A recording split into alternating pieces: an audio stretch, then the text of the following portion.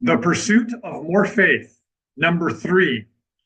Okay, so the title of this series, The Pursuit of More Faith, it comes partially from The Pursuit of Happiness from the Declaration of Independence, a very much instilled value in myself and most Americans. The pursuit of happiness, a right that we believe all Americans and all humans have, whether they fully have it or not, should have, is the right to pursue your happiness as long as it doesn't negatively affect other people, of course. So in America, that's the freedom to pursue the career that you want instead of being casted, pigeonholed in only one career. Oh, your father did this, therefore that's your only option. Or your parents practice this religion, therefore that's your only option. No, you and I have the right, the freedom to pursue our own happiness, however that looks. So my title, The Pursuit of More Faith, in part comes from this American ideal of the pursuit of happiness. The more faith part of my title, The Pursuit of More Faith, comes because I already do have some faith, but I want more faith. It's often said that men want more of everything. What do men want? Just more. More of what? More of everything. I do want more faith. I want to be more rock solid, more steadfast in my faith. Maybe this is a paradox because that's from what I hear, from what a very wise church leader would tell me, they might tell me that's kind of a paradox, Aaron, because the purpose of faith is to believe and trust in God, in a more positive existence, in a positive reality, even though you don't have concrete evidence, even though you don't get to see and touch God the way that I think we all would like to, or at least have wished we could have at some point in our lives. So maybe it is a paradox, but I'm still pursuing that. It's kind of like the paradox of this is something that I'll pursue and bring bring my learnings to in a future episode on this faith series, and that's this: prayer. Have you ever thought about the paradox of prayer? It's kind of like, so God has his plan, right? And he's all powerful. So there's the saying, man makes plans and then God laughs. And that's because he is more powerful. He has his plans. What can a human do when God has his more powerful plans? So there's another possible paradox. Sometimes I think, well, what could my prayer do? I'm just a human. God's plan is going to unfold. My little human non powers are not going to have any effect. But then on the other time, it makes, on the other hand, it makes sense to me when people say, of course you should pray. Like, of course you should try to connect with God as much as you can. Put as much of your attention, undivided attention, undistracted attention towards God in prayer. So, whether I'm going to describe it as paradoxes or very delicate balances, this is probably going to be a reoccurring theme that comes up in my series, The Pursuit of More Faith. Okay, so you guys know how I got the title of this series on faith. You guys know a little bit about my thoughts on the paradoxes and delicate balances that we are often holding at the same time. And the last thing I'm going to share in this episode on faith is reconnecting to what I've said in episode 1 and 2 on faith. In episode 1, I shared that I like the definition on a trust and reliance on something else. And the inference is, even though there's so much bad, even though there are so many negative things that happen on a daily basis, even though there are so many undeservingly bad things that happen to people on a daily basis, can I still believe in a God, in a positive afterlife? Can you, even though you've had bad things happen to you and you know far worse things happen to other people every day, can you still have an overall positive outlook? So that's what faith is. That's part of what faith is to me. It's faith doesn't say, oh, I live in a perfect world and nobody experiences pain. It's maybe the best explanation is like, it's not always easy to believe the religious explanations, but I have found it harder to believe other so-called explanations. Like, again, I'll come back to this in a later episode and say this clearer, but maybe you guys have heard this, the Big Bang. Like scientists want us to think, like, as long as we, like, well, what caused the Big Bang? Like, scientists want us to see how everything makes sense after the Big Bang, but they cannot explain the Big Bang. So I'll tie this together here. Sometimes the injustices of this world are so overwhelming, overwhelmingly hard to accept. How could some people and some circumstances be so undeservedly misfortunate?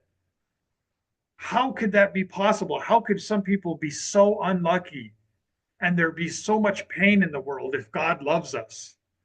Sometimes it is that thought that makes me think, that does increase my faith, that does make me think there must be an afterlife where these things get explained later on in a way that the human condition cannot experience, in a way that the human condition cannot comprehend.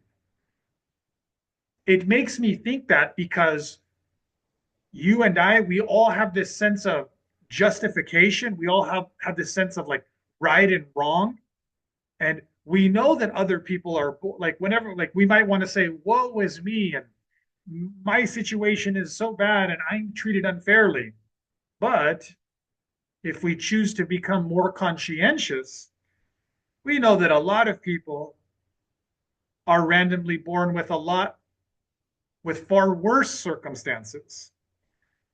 And I think, how could some people be so unlucky? Like, there has to be some kind of justice in the end. There has to be something that makes this right in the end.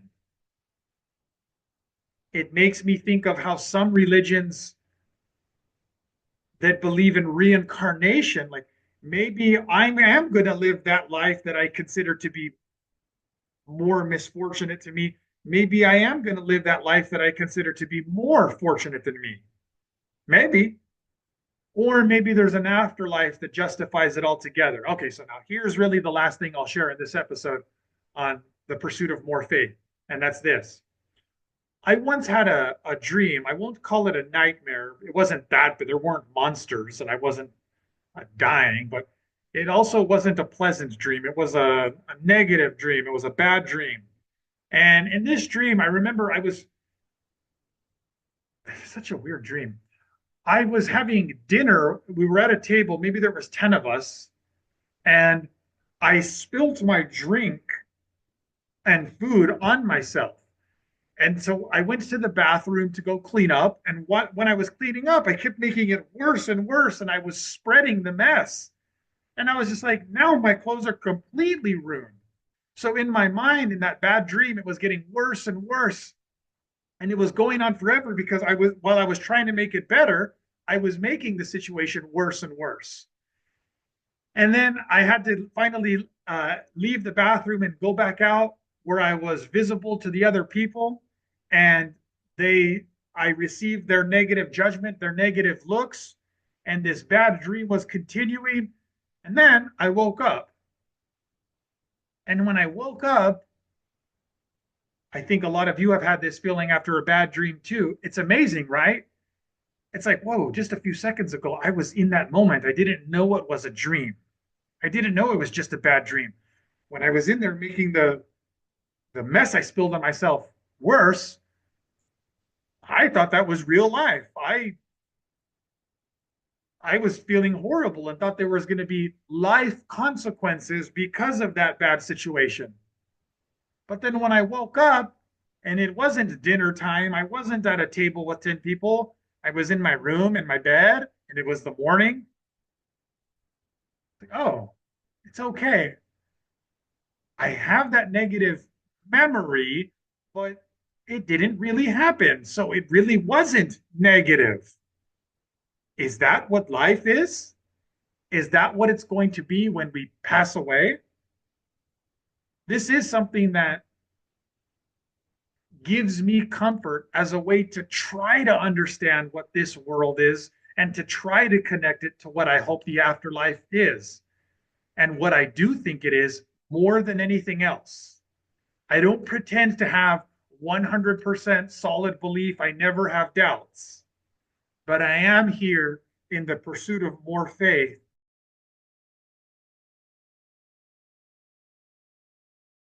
The main purpose behind that video is to educate other students that everyone has their own way. Okay. But just go like stick with someone. Believe me, like the templates, maybe some people will get the 26 using templates, but it's not because they use the strict template, the templates as it is. It's because they had their own, they developed their own fluency that could overcome the structure of that template. A person that you can see and hear, the speaking templates are wrong. Because to get 26 on speak, and when you see somebody who did get 26 on speaking or above, and they tell you they use the speaking template, they did not get 26 on TOEFL IBT speaking because of the speaking template. No, they got 26 on TOEFL IBT speaking in spite of the limiting nature of the speaking template. They got 26 on TOEFL IBT speaking because their speaking fluency was so good, is so good, that it was able to overcome the limiting structure that is speaking templates. I never got 26 using AI website. Okay, but you did on the real test after meetings with me. Yeah. If you want to see more videos with people giving you their best advice on how they got their 26 on TOEFL IBT speaking,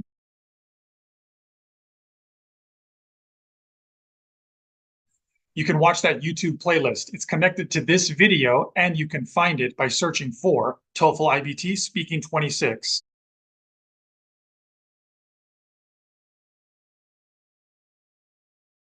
You can also find it by going through speaking26.com. These are people who before were not getting 26 on TOEFL speaking and after did get 26 and pass their tests. I asked them, hey, can you give your best advice to people who are still taking the test? How did you go from not passing to passing? When I read about the TOEFL exam, I didn't really think much of it. I just thought, okay, straightforward thing. It's an English exam. How difficult can it be?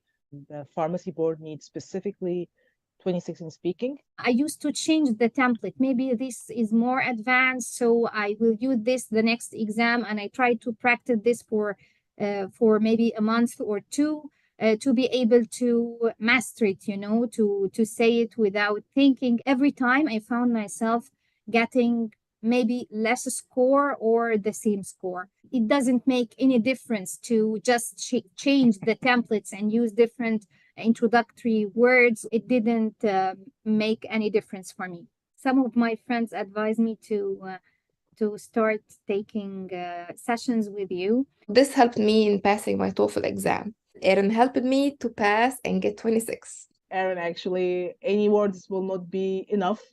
But really, I'm very thankful. 26 in speaking, and I finally got it, and I'm so excited to get to the next step and my pharmacist license. Look at my accent, look at people who got 26. So just surround yourself with people who motivate you. Look, I passed. That bit that's missing is probably the most important bit to get you to 26. Yes. And that's the bit where Aaron, I felt, helped me realize where I was going wrong. And that That bit where I was going wrong, I think it goes for everyone. It doesn't matter whether you speak English is your first language or not. That bit that was missing is something everyone really needs to understand in order to get that 26. Once you are in the level that you need to become advanced in order to get the 26, you need to get rid of the templates. Template will hinder your ability to deliver the question, because it shows that you are reading something, or you are not speaking, you are reading. I was using completely different template or different way. I started to apply your way, and once I started to practice your way, oh, it's easy for me. That was really good for me. It really helps me, because with this in my mind, I could speak faster, and because I was confident. It's challenging, but you know, after you pass it, the feeling of victory, it's worth it. As English is my first language, I thought the speaking templates would be enough to get me the 26 that I needed. Unfortunately, it wasn't, and I only scored a 23. Your lack of getting 26 is not due to your speaking ability. It has been due to your less than optimal strategy. Get rid of the training wheels. The templates were like, oh my God, why did they create those templates? Aaron, you are a big helpful for students like us. We need somebody to like stir revolution in our heart inside, give life to our conversation.